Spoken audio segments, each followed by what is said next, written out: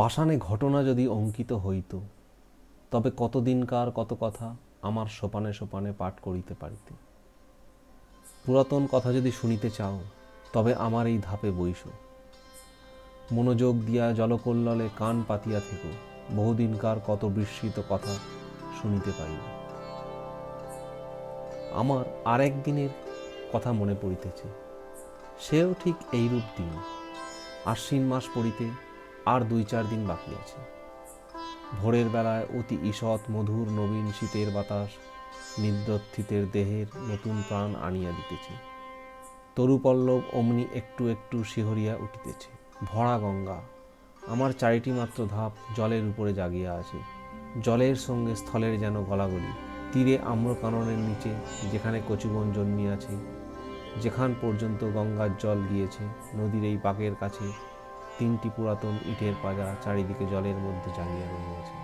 জেলেদের যে নৌকাগুলি ডাঙার বাবলা গাছের গুড়ির সঙ্গে বাঁধা ছিল, সেগুলি প্রভাতে জোয়ারের জলে ভসিয়া উঠিয়া টলমল করিতেছে। দুরন্ত যৌবন জোয়ারের জল রঙ্গ করিয়া তাহাদের 2 পাশে ছলছল আঘাত করিতেছে। তাহাদের কর্ণ ধরিয়া মধুর পরিহাসে নাড়া দিয়া যাইতেছে। ভরা গঙ্গার উপরে শরৎ প্রভাতের যে রৌদ্র পড়িয়াছে, তাহা কাঁচা সোনার মতো রং, চাপা ফুলের মতো রং। রৌদ্রের এমন রং আর কখনো কোনো সময় দেখা যায় না। চড়ার উপরে কাশবনের উপরে রৌদ্র পড়িয়াছে। এখনো কাশফুল সব ফুটে নাই, ফুটিতে আরম্ভ করিয়াছে মাত্র। রাম রাম বলিয়া মাঝিরা নৌকা খুলিয়া দিল। পাখিরা যেন আলোতে পাখা মেলিয়া আনন্দে নীল আকাশে উড়িয়া যাইতেছে।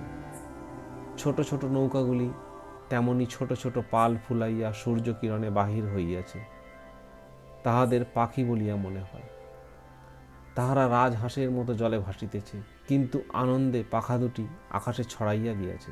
ভট্টাচার্য মহাশয় ঠিক নিয়মিত সময় কোষাকুষি লইয়া স্নান করিতে আসিয়াছে। মেয়েরা 2-1 জন করিয়া জল লইতে আসিয়াছে। সে বড় বেশি দিনের কথা নহে, তোমাদের অনেক দিন বলিয়া মনে হইতে পারে, কিন্তু আমার মনে হইতেছে এই সেদিনের কথা। আমার দিনগুলি কিনা গঙ্গার স্রোতের উপর খেলাইতে খেলাইতে ভাসিয়া যায়। বহুকাল ধরিয়া স্থিরভাবে তাহাই দেখিতেছি। এই জন্যে সময় বড় দীর্ঘ বলিয়া মনে হয় না। আমার দিনের আলো, রাত্রের ছায়া প্রতিদিন গঙ্গার উপরে পড়ে, আবার প্রতিদিন গঙ্গার উপর হইতে মুছিয়া যায়। কোথাও তাহাদের ছবি রাখিয়া যায় না। সেই জন্য যদিও আমাকে বৃদ্ধের মতো দেখিতে হইয়াছে, আমার হৃদয় চিরকাল নবীন। বহু বৎসরের স্মৃতির শৈবাল ভারে আচ্ছন্ন হইয়া আমার সূর্যকিরণ মারা পড়ে নাই। দৈবাৎ একটা ছিন্ন শৈবাল ভাসিয়া আসিয়া গায়ে লাগিয়া থাকে, আবার স্রোতে ভাসিয়া যায়। তাই বলিয়া যে কিছু নাই এমন বলিতে পারি না। যেখানে গঙ্গার স্রোত পৌঁছায় না, যেখানে আমার ছিদ্রে ছিদ্রে যে লতা গুল্ম শৈবাল জন্মিয়াছে, তাহারাই আমার পুরাতনের সাক্ষী। তাহারাই পুরাতনের কালকে স্নেহপাশে বাঁধিয়া চারিদিন শ্যামল মধুর চিরদিন নতুন করিয়া রাখিয়াছে। গঙ্গা প্রতিদিন আমার কাছ হইতে 1-1 ধাপ সরিয়া যাইতেছেন, আমিও 1-1 ধাপ করিয়া পুরাতন হইতেছি। চক্রবর্তীদের বাড়ির যে বৃদ্ধ স্নান করিয়া নামাবলী গায়ে কাঁপিতে কাঁপিতে মালা জপিতে জপিতে বাড়ি ফিরিয়া যাইতেছেন, উহার মাতামহী তখন এতটুকু ছিল। আমার মনে আছে তাহার এক খেলা ছিল। সে প্রত্যহ একটা ঘৃতকুমারী পাতা গঙ্গার জলে ভাসাইয়া দিত। আমি দক্ষিণ বাহুর কাছে একটা পাকের মতো ছিলাম। সেইখানে পাতাটা ক্রমশ ঘুরিয়া ঘুরিয়া বেড়াইত। সে কলসি রাখিয়া দাঁড়াইয়া তাহাই দেখিত। যখন দেখিলাম কিছুদিন বাদে সেই মেয়েটি আবার ডাগর হইয়া উঠিয়া তাহার নিজের একটি মেয়ের সঙ্গে করিয়া লইয়া জল লইতে আসিল, সে মেয়েও আবার বড় হইল। বালিকারা জল ছড়িয়া দুরন্তপানা করিলে তিনিও আবার তাহাদিগের শাসন করিতেন ও ভদ্রচিত ব্যবহার শিক্ষা দিতেন। তখন আমার সেই ঘৃতকুমারীর নৌকা ভাসানো মনে পড়িত ও বড় কৌতুক বোধ হইত। যে কথাটি বলিব মনে করি, সে আর আসে না। একটা কথা বলিতে বলিতে স্রোতে আর একটা কথা ভাসিয়া আসে। কথা আসে কথা যায়, ধরিয়া রাখিতে পারি না। কেবল একটা কাহিনী সেই ঘৃতকুমারীর নৌকাগুলির মতো পাকে পড়িয়া অবিশ্রাম ফিরিয়া ফিরিয়া আসে। তেমনই একটা কাহিনী তাহার পর্সা লইয়া আজ আমার কাছে ফিরিয়া ফিরিয়া বেড়াইতেছে। কখন ডোবে কখন ডোবে, পাতাটুকুরি মতো সে অতি ছোট। তাহাতে বেশি কিছু নাই। দুটি খেলার ফুল আছে, তাহাতে ডুবিতে দেখিলে কোমল প্রাণ বালিকা কেবলমাত্র একটি দীর্ঘ নিঃশ্বাস ফেলিয়া বাড়ি ফিরিয়া যাইবে। মন্দিরের পাশে যেখানে গোসাইদের গোয়াল ঘরের বেড়া দেখিতেছ, ওইখানে একটা বাবলা গাছ ছিল। তাহারই তলায় সপ্তাহে একদিন করিয়া হাট বসিত। তখনও গোসাইরা এখানে বসতি করে নাই। যেখানে তাহাদের চণ্ডীমণ্ডপ পড়িয়াছে, ওইখানে একটা গোলপাতার ছাউনি ছিল মাত্র। এই যে অশ্বত্থ গাছ আজ আমার পাঁজরে পাঁজরে বহু প্রসারণ করিয়া সুবিকট সুদীর্ঘ কঠিন অঙ্গুলি জালের ন্যায় শিকড়গুলির দ্বারা আমার বিদীর্ণ পাষাণ প্রাণ মুঠা করিয়া রাখিয়াছে, এ তখন এতটুকু একটুখানি চারা ছিল মাত্র। কচি কচি পাতাগুলি লইয়া মাথা তুলিয়া উঠিতেছিল। রৌদ্র উঠিলে ইহার পাতার ছায়াগুলি আমার উপর সমস্ত দিন ধরিয়া খেলা করিত। ইহার নবীন শিকড়গুলি শিশুর অঙ্গুলির ন্যায় আমার বুকের কাছে কিলবিল করিত। কেহ ইহার একটি পাতা ছিঁড়িলে আমার ব্যথা বাজিত। যদিও বয়স অনেক হইয়াছিল, তবু তখনও আমি সিধা ছিলাম। আজ যেমন মেরুদণ্ড ভাঙিয়া অষ্টবক্রের মতো বাঁকিয়া চুরিয়া গিয়াছে, গভীর ত্রিবলী রেখার মতো সহস্র জায়গায় ফাটল ধরিয়াছে, আমার গর্ভের মধ্যে বিশ্বের ভেগ তাহাদের শীতকালে সুদীর্ঘ নিদ্রার আয়োজন করিতেছে, তখন আমার সে দশা ছিল না। কেবল আমার বাম বাহুর বাহিরের দিকে একটুখানি ইটের অভাব ছিল। সেই গর্তটির মধ্যে একটা ফিঙে বাসা করিয়াছিল। ভোরের বেলায় যখন সে উসখুস করিয়া জাগিয়া উঠিত, মৎস্যপুচ্ছের ন্যায় তাহার জোড়াপুচ্ছ দুই চারি বা দ্রুত নাড়াইয়া শীষ দিয়া আকাশে উড়িয়া যাইত, তখন জানিতাম কুসুমের ঘাটে আসিবার সময় হইয়াছে। যে মেয়েটির কথা বলিতেছি, ঘাটের অন্যান্য মেয়েরা তাহাকে কুসুম বলিয়া ডাকিত। বোধ করি কুসুমই তাহার নাম হইবে।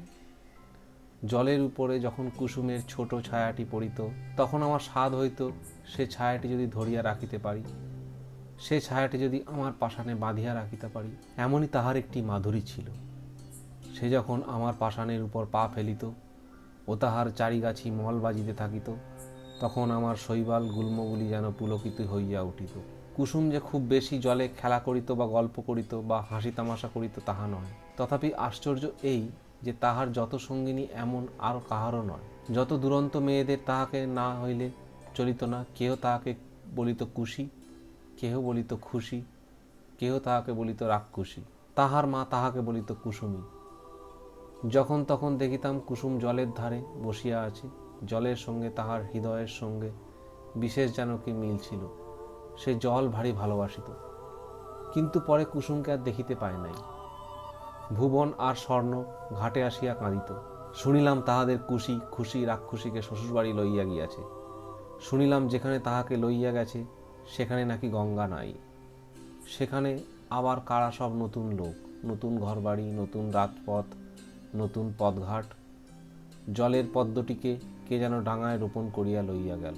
ক্রমে কুসুমের কথা একরকম ভুলিয়া গিয়েছি। 1 বৎসর হইয়া গেছে। ঘাটের মেয়েরা কুসুমের গল্পও বড় করে না। একদিন সন্ধ্যার সময় বহুকালের অপরিচিত পায়ের স্পর্শে সহসা যেন চমক লাগিল। মনে হইলে যেন কুসুমের পা। তাহাই বটে, কিন্তু সে পায়ে আর মল বাজিতেছে না। সে পায়ের আর সঙ্গীত নাই। কুসুমের পায়ের স্পর্শ ও মলের শব্দ চিরকাল একত্র অনুভব করিয়া আসিতেছি। আজ সহসা সেই মলের শব্দটি না শুনিতে পাইয়া সন্ধেবেলাকার জলের কল্লোল কেমন বিষণ্ণ শুনাইতে লাগিল। আম্রবনের মধ্যে পাতা ঝরঝর করিয়া বাতাস কেমন হাহা করিয়া উঠিল। কুসুম বিধবা হইয়াছে। শুনিলাম তাহার স্বামী বিদেশে চাকরি করিত। 2-1 দিন ছাড়া স্বামীর সহিত সাক্ষাৎ হয় নাই। পত্রযোগে বৈধব্যের সংবাদ পাইয়া 8 বৎসর বয়সে মাথায় সিঁদুর মুছিয়া গায়ের গহনা ফেলিয়া আবার তাহার দেশে সেই গঙ্গার ধারে ফিরিয়া আসিয়াছে। কিন্তু তাহার সঙ্গিনীদেরও বড় কেহ নাই। ভুবন স্বর্ণ অমলা শ্বশুর ঘর করিতে গিয়াছে। কেবল শরৎ আছে, কিন্তু শুনিতেছি অগ্রহায়ণ মাসে তাহারও বিবাহ হইয়া যাইবে। কুসুম নিতান্ত একলা হইয়া পড়িয়াছে। কিন্তু সে যখন দুটি হাঁটুর উপর মাথা রাখিয়া চুপ করিয়া আমার ধাপে বসিত, তখন মনে হইত যেন নদীর ঢেউগুলি সবাই মিলিয়া হাত তুলিয়া তাহাকে খুশি খুশি রাক্ষসী বলিয়া ডাকাডাকি করিত। বর্ষার আরম্ভে গঙ্গা যেমন প্রতিদিন দেখিতে দেখিতে ভরিয়া ওঠে, কুসুম তেমনি দেখিতে দেখিতে প্রতিদিন সৌন্দর্য যৌবনে ভরিয়া উঠিতে লাগিল। কিন্তু তাহার মলিন বসন, করুণ মুখ, শান্ত স্বভাবের তাহার যৌবনের উপর এমন একটি ছায়াময় আবরণ রচনা করিয়া দিয়াছিল যে সে যৌবন, সে বিকশিত রূপ সাধারণের চোখে পড়িত না। কুসুম যে বড় হইয়াছে এ যেন কেহ দেখিতে পাইত না। আমি তো পাইতাম না। আমি কুসুমকে বালিকার চেয়ে বড় কখনো দেখি নাই। তাহার মল ছিল না বটে, কিন্তু সে যখন চলিত আমি সেই মলের শব্দ শুনিতে পাইতাম। এমনি করিয়া 10 বৎসর কাটিয়া গেল। গাঁয়ের লোকেরা কেহ জানিতেই পারিল না। এই আজ যেমন দেখিতেছি, সে বৎসর ভাদ্র মাসের শেষাশেষি এমন একদিন আসিয়াছিল। তোমাদের প্রপিতামহীরা সেদিন সকালে উঠিয়া এমনিতর মধুর সূর্যের আলো দেখিতে পাইয়াছিলেন। তাহারা তখন এতখানি ঘোমটা টানিয়া কলসি তুলিয়া লইয়া আমার উপরে প্রভাতের আলো আরও আলোময় করিবার জন্য গাছপালার মধ্য দিয়া গ্রামের উঁচু নিচু রাস্তার ভিতর দিয়া গল্প করিতে করিতে চলিয়া আসিতেন। তখন তোমাদের সম্ভাবনাও তাহাদের মনের এক পাশে উদয় হইত না। তোমরা যেমন ঠিক মনে করিতে পারো না, তোমাদের দিদিমারাও সত্য সত্যই একদিন খেলা করিয়া বেড়াইতেন। আজিকার দিন যেমন সত্য, যেমন জীবন্ত, সেদিনও ঠিক তেমনই সত্য ছিল। তোমাদের মতো তরুণ হৃদয় খানি লইয়া সুখে দুঃখে তাহারা তোমাদেরই মতো টলমল করিয়া দুলিয়াছিলেন। তেমনি আজিকার এই শরতের দিন তাহার হীন, তাহার সুখ দুঃখের স্মৃতি লেশমাত্রহীন। আজিকার এই শরতের সূর্য করোজ্জ্বল আনন্দচ্ছবি তাহাদের কল্পনার নিকটে তদপেক্ষাও অগোচর ছিল। সেদিন ভোর হইতে প্রথম উত্তরের বাতাস অল্প অল্প করিয়া বহিতে আরম্ভ করিয়া ফুটন্ত বাবলা ফুলগুড়ি আমার উপর এক আধটা উড়াইয়া ফেলিতেছিল। আমার পাষাণের উপরে একটু একটু শিশিরের রেখা পড়িয়াছিল। সেই দিন সকালে কোথা হইতে গৌরতনু শ্যামোজ্জ্বল মুখচ্ছবি দীর্ঘকার এক নবীন সন্ন্যাসী আসিয়া আমার সম্মুখস্থ ওই শিব মন্দিরে আশ্রয় লইলেন। সন্ন্যাসীর আগমন বার্তা গ্রামে রাষ্ট্র হইয়া পড়িল। মেয়েরা কলসি রাখিয়া বাবা ঠাকুরকে প্রণাম করিবার জন্য মন্দিরে গিয়া ভিড় করিল। ভিড় প্রতিদিন বাড়িতে লাগিল। একে সন্ন্যাসী, তাহাতে অনুপম রূপ, তাহাতে তিনি কাহাকেও অবহেলা করিতেন না। ছেলেদের কোলে লইয়া বসাইতেন, জননীদিগকে ঘরকন্যার কথা জিজ্ঞাসা করিতেন। নারী সমাজে অল্পকালের মধ্যেই তাহার অত্যন্ত প্রতিপত্তি হইল। তাহার কাছে পুরুষও যে বিস্তর আসিত। কোনোদিন ভাগবত পাঠ করিতেন, কোনোদিন ভগবদ্ গীতার ব্যাখ্যা করিতেন, কোনোদিন মন্দিরে বসিয়া নানা শাস্ত্র লইয়া আন্দোলন করিতেন। তাহার নিকটে কেহ উপদেশ লইতে আসিত, কেহ মন্ত্র লইতে আসিত, কেহ রোগের ঔষধ জানিতে আসিত। মেয়েরা ঘাটে আসিয়া বলাবলি করিত, আহা কি রূপ! মনে হয় যেন মহাদেব সশরীরে তাহার মন্দিরে আসিয়া অধিষ্ঠিত হইয়াছেন।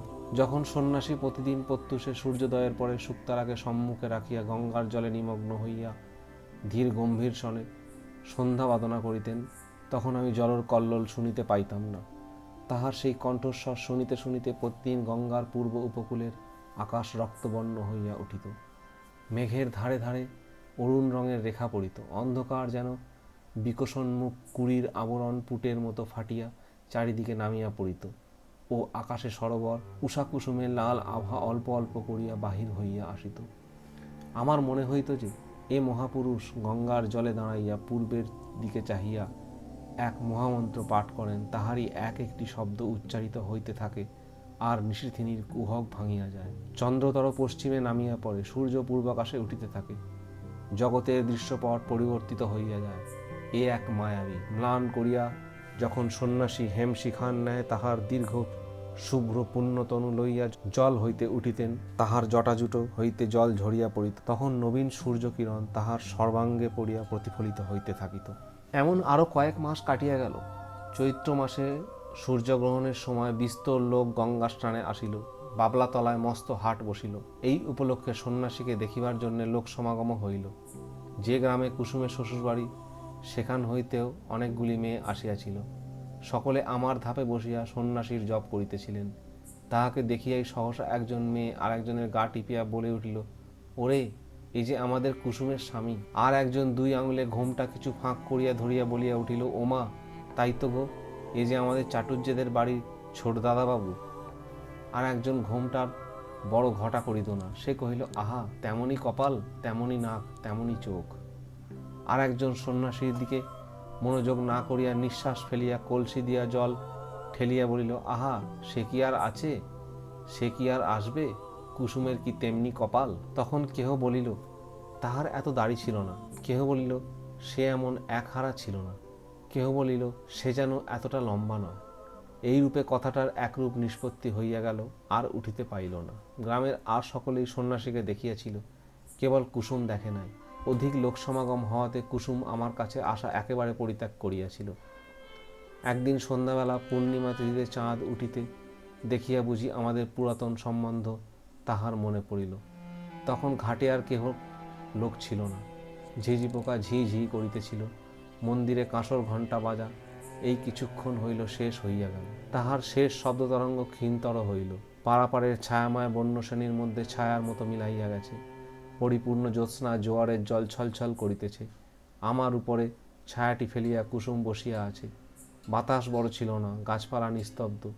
কুসুমের সম্মুখে গঙ্গার বক্ষে অবিরত প্রসারিত জ্যোৎস্না। কুসুমের পশ্চাতে আশেপাশে ঝোপে ঝোপে, গাছে পালায়, মন্দিরের ছায়ায়, ঘরের ভাঙা ভিত্তিতে, পুষ্করণীর ধারে, তালবনের অন্ধকারে গা ঢাকা দিয়া, মুখে মুড়ি দিয়া বসিয়া আছে ছাতিম গাছের শাখায় বাদুড় ঝুলিতেছে। মন্দিরের চূড়ায় বসিয়া পেচক কাঁদিয়া উঠিতেছে।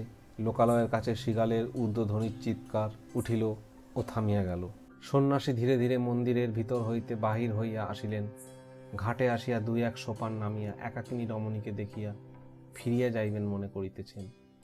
এমন সময়ে সহসা কুসুম মুখ তুলিয়া পশ্চাতে চাহিয়া দেখিল, তাহার মাথার উপর হইতে কাপড় পড়িয়া গেল। ঊর্ধ্বমুখ ফুটন্ত ফুলের উপর যেমন জ্যোৎস্না পড়ে, মুখ তুলিতেই কুসুমের মুখের উপর তেমনই জ্যোৎস্না পড়িল। সেই মুহূর্তেই উভয়ের দেখা হইল, যেন চেনাশোনা হইল। মনে হইল যেন পূর্বজন্মের পরিচয় ছিল। মাথার উপর দিয়া পেচক ডাকিয়া চলিয়া গেল। শব্দে সচকিত হইয়া আত্মসংবরণ করিয়া কুসুম মাথার উপর কাপড় তুলিয়া দিল। উঠিয়া সন্ন্যাসীর পায়ের কাছে লুটাইয়া প্রণাম করিল। সন্ন্যাসী আশীর্বাদ করিয়া তাহাকে জিজ্ঞাসা করিলেন, তোমার নাম কি? কুসুম কহিল, আমার নাম কুসুম। সে রাত্রে আর কোনো কথা হইল না। কুসুমের ঘর খুব কাছেই ছিল। কুসুম ধীরে ধীরে চলিয়া গেল। সে রাত্রে সন্ন্যাসী অনেকক্ষণ পর্যন্ত আমার সোপানে বসিয়াছিলেন। অবশেষে যখন পূর্বের চাঁদ পশ্চিমে আসিল, সন্ন্যাসীর পশ্চাতের ছায়া সম্মুখে আসিয়া পড়িল, তখন তিনি মন্দিরে গিয়া প্রবেশ করিলেন। তাহার পরদিন হইতে আমি দেখিতাম কুসুম প্রত্যহ আসিয়া সন্ন্যাসীর পদধূলি লইয়া যাইত। সন্ন্যাসী যখন স্বাস্থ্য ব্যাখ্যা করিতেন, তখন সে একধারে দাঁড়াইয়া শুনিত। সন্ন্যাসী প্রতি সন্ধ্যা সমর্পণ করিয়া কুসুমকে ডাকিয়া তাহাকে ধর্মের কথা বলিতেন। সব কথা সে কি বুঝিতে পারিত, কিন্তু অত্যন্ত মনোযোগের সহিত সে চুপ করিয়া শুনিত। সন্ন্যাসী তাহাকে যেমন উপদেশ করিতেন, সে অবিকল তাহাই পালন করিত। প্রত্যহ সে মন্দিরের কাজ করিত, দেব সেবায় অলস্য করিত না। পূজার ফুল তুলিত, গঙ্গা হইতে জল তুলিয়া মন্দির ধৌত করিত। সন্ন্যাসী তাহাকে সকল কথা বলিয়া দিতেন। আমার সোপানে বসিয়া সে তাহাই ভাবিত। ধীরে ধীরে তাহার যেন দৃষ্টি প্রসারিত হইয়া গেল, হৃদয় উদ্ঘটিত হইয়া গেল। সে যাহা দেখে নাই তাহা দেখিতে লাগিল, যাহা শোনে নাই তাহা শুনিতে লাগিল। তাহার প্রশান্ত মুখে যে একটি ম্লান ছায়া ছিল, তাহা দূর হইয়া গেল। সে যখন ভক্তিভরে প্রভাতে সন্ন্যাসীর পায়ের কাছে লুটাইয়া পড়িত, তখন তাহাকে দেবতার নিকটে উৎসর্গীকৃত শিশির ধৌত পূজার ফুলের মতো দেখাইত। একটি সুবিমল প্রফুল্লতা তাহার সর্বশরীর আলো করিয়া তুলিত। শীতকালের এই অবসান সময়ে শীতের বাতাস বয়, আবার একদিন সন্ধ্যাবেলায় সহসা দক্ষিণ হইতে বসন্তের বাতাস দিতে থাকে। আকাশে হিমের ভাব একেবারে দূর হইয়া যায়। অনেকদিন পরে গ্রামের মধ্যে বাঁশি বাজিয়া ওঠে, গানের শব্দ শুনিতে পাওয়া যায়। মাঝিরা স্রোতে নৌকা ভাসাইয়া দাঁড় বন্ধ করিয়া শ্যামের গান গাইতে থাকে। শাখা হইতে শাখান্তরে পাখিরা সহসা পরম উল্লাসের উত্তর প্রত্যুত্তর করিতে আরম্ভ করে। সময়টা এইরূপ আসিয়াছে। বসন্তের বাতাস লাগিয়া আমার পাষাণ হৃদয়ের মধ্যে অল্প অল্প যেন যৌবনের সঞ্চার হইতেছে। আমার প্রাণের ভিতরকার সেই নবযৌবনোচ্ছ্বাস আকর্ষণ করিয়াই যেন আমার লতাগুল্মগুলি দেখিতে দেখিতে ফুলে ফুলে একেবারে বিকশিত হইয়া উঠিতেছে। এ সময় কুসুমকে আর দেখিতে পাই না। কিছুদিন হইতে সে আর মন্দিরেও আসেনি, ঘাটেও আসেনি। সন্ন্যাসীর কাছে তাহাকে আর দেখা যায় না। ইতিমধ্যে কি হইল আমি কিছুই জানিতে পারি না। কিছুকাল পরে একদিন সন্ধ্যাবেলায় আমারই সোপানে সন্ন্যাসীর সহিত কুসুমের সাক্ষাৎ হইল। কুসুম মুখ নত করিয়া কহিল, প্রভু আমাকে কি ডাকিয়া পাঠাইয়াছেন? হ্যাঁ, তোমাকে দেখিতে পাই না কেন? আজকাল দেবসেবায় তোমার এত অবহেলা কেন? কুসুম চুপ করিয়া রহিল। আমার কাছে তোমার মনের কথা প্রকাশ করিয়া বলো। কুসুম ঈষৎ মুখ ফিরাইয়া কহিল, প্রভু আমি পাপিয়সী, সেই জন্যেই এই অবহেলা। সন্ন্যাসী অত্যন্ত স্নেহপূর্ণ স্বরে বলিল, কুসুম তোমার হৃদয়ে অশান্তি উপস্থিত হইয়াছে, আমি তাহা বুঝিতে পারিয়াছি। কুসুম যেন চমকাইয়া উঠিল। সে হয়তো মনে করিল সন্ন্যাসী কতটা না জানি বুঝিয়াছেন। তাহার চোখে অল্পে অল্পে জলে ভরিয়া আসিল। সে সেইখানে বসিয়া পড়িল, মুখে আঁচল ঢাকিয়া সোপানে সন্ন্যাসীর পায়ের কাছে বসিয়া কাঁদিতে লাগিল। সন্ন্যাসী কিছু দূর সরিয়া গিয়া কহিলেন, তোমার অশান্তির কথা আমাকে সমস্ত ব্যক্ত করিয়া বলো, আমি তোমাকে শান্তির পথ দেখাইয়া দিব। কুসুম অটল ভক্তির স্বরে কহিল, কিন্তু মাঝে মাঝে থামিল, মাঝে মাঝে কথা বাঁধিয়া গেল। আপনি আদেশ করেন তো অবশ্য বলিব, তবে আমি ভালো করিয়া বলিতে পারিব না। কিন্তু আপনি বোধ করি মনে মনে সকলেই জানিতেছেন। প্রভু, আমি একজনকে দেবতার মতো ভক্তি করিতাম, আমি তাহাকে পূজা করিতাম। সেই আনন্দ আমার হৃদয়ে পরিপূর্ণ হইয়াছিল। কিন্তু একদিন রাত্রে স্বপ্নে দেখিলাম যেন তিনি আমার হৃদয়ের স্বামী। কোথায় যেন একটি বকুল বনে বসিয়া তাহার বাম হস্তে আমার দক্ষিণ হস্ত লইয়া আমাকে তিনি প্রেমের কথা বলিতেছেন। এ ঘটনা আমার কিছুই অসম্ভব, কিছুই আশ্চর্য মনে হইল না। স্বপ্ন ভাঙিয়া গেল, তবু স্বপ্নের ঘোর ভাঙিল না। তাহার পরদিন যখন তাহাকে দেখিলাম, আর পূর্বের মতো দেখিলাম না। মনে সেই স্বপ্নের ছবি উদয় হইতে লাগিল। ভয়ে দূরে পালাইলাম, কিন্তু সে ছবি আমার সঙ্গে সঙ্গে রহিল। সেই অবধি হৃদয়ের অশান্তি আর দূর হয় না। আমার সমস্ত অন্ধকার হইয়া গেছে। যখন কুসুম অশ্রু মুছিয়া এই কথাগুলি বলিতেছিল, তখন আমি অনুভব করিতেছিলাম সন্ন্যাসী সবলে তাহার দক্ষিণ পদতল দিয়া আমার পাষাণ চাপিয়াছিলেন। কুসুমের কথা শেষ হইলে সন্ন্যাসী কহিলেন, যাহাকে স্বপ্নে দেখিয়াছিলে সে কে, বলিতে হইবে। কুসুম জোরহাত করিল, তাহা বলিতে পারিব না। সন্ন্যাসী কহিলেন, তোমার মঙ্গলের জন্য জিজ্ঞাসা করিতেছি, সে কে, স্পষ্ট করিয়া বলো। কুসুম সবলে নিজের কোমল হাত দুটি পীড়ন করিয়া হাত জোর করিয়া বলিল, নিতান্তই কি বলিতে হইবে? সন্ন্যাসী কহিলেন, হ্যাঁ, বলিতে হইবে। কুসুম তৎক্ষণাৎ বলিয়া উঠিল, প্রভু, সে তুমি। যেমনই তাহার নিজের কথা নিজের কানে গিয়া পৌঁছিল, অমনি সে মূর্ছিত হইয়া আমার কঠিন কোলে পড়িয়া গেল। সন্ন্যাসী প্রস্তরের মূর্তির মতো দাঁড়াইয়া রহিলেন। যখন মূর্ছা ভাঙিয়া কুসুম উঠিয়া বসিল, তখন সন্ন্যাসী ধীরে ধীরে কহিলেন, তুমি আমার সকল কথাই পালন করিয়াছ। আর একটি কথা বলিব, পালন করিতে হইবে। আমি আজই এখান হইতে চলিলাম। আমার সঙ্গে তোমার দেখা না হয়, আমাকে ভুলিতে হইবে। বলো, এই সাধনা করিবে। কুসুম উঠিয়া দাঁড়াইয়া সন্ন্যাসীর মুখের পানে চাইয়া ধীর স্বরে কহিল, প্রভু, তাহাই হইবে। সন্ন্যাসী কহিলেন, তবে আমি চলিলাম। কুসুম আর কিছু না বলিয়া তাহাকে প্রণাম করিল, তাহার পায়ের ধুলা মাথায় তুলিয়া লইল। সন্ন্যাসী চলিয়া গেলেন। কুসুম কহিল, তিনি আদেশ করিয়া গিয়াছেন, তাহাকে ভুলিতে হইবে, বলিয়া ধীরে ধীরে গঙ্গার জলে নামিল। এতটুকু বেলা হইতে সে এই জলের ধারে কাটাইয়াছে। শান্তির সময় এই জল যদি হাত বাড়াইয়া তাহাকে কোলে করিয়া না লইবে, তবে আর কে লইবে? চাঁদ অস্ত গেল, রাত্রি ঘোর অন্ধকার হইল। জলের শব্দ শুনিতে পাইলাম, আর কিছু বুঝিতে পারিলাম না। অন্ধকারে বাতাস হু হু করিতে লাগিল। পাছে তিলমাত্র কিছু দেখা যায় বলিয়া সে যেন ফু দিয়া আকাশের তারাগুলি নিভাইয়া দিতে চায়। আমার কোলে যে খেলা করিত, সে আজ তাহার খেলা সমাপন করিয়া আমার কোল হইতে কোথায় সরিয়া গেল, জানিতে পারিলাম না। সমাপ্ত। গল্পটি এখানেই শেষ হইল। গল্পটি ভালো লাগলে চ্যানেলটি লাইক, শেয়ার ও সাবস্ক্রাইব করতে ভুলবেন না। আবার দেখা হবে এক নতুন গল্প নিয়ে। ততক্ষণ আপনারা ভালো থাকুন।